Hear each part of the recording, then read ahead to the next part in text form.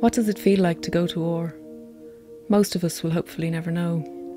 Whether that romanticises or prejudices our understanding of conflict is a question that many historians grapple with.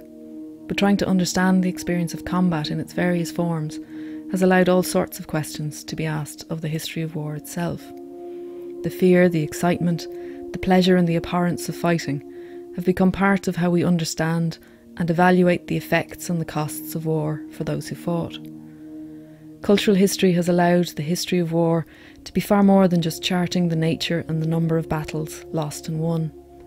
Knowing how it felt to fight allows us to consider what fighting asked of those who fought, whether their war was in Flanders or Gallipoli, in the GPO in 1916, on the streets of Belfast in 1922, or on the byroads of Kerry in 1923.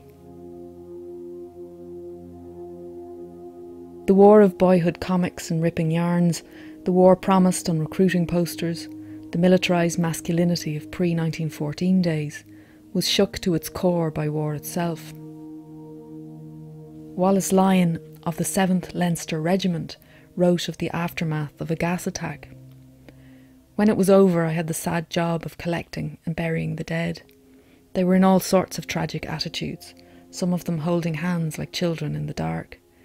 They were nearly all gassed, and I buried about 60 of them in an enormous shell hole.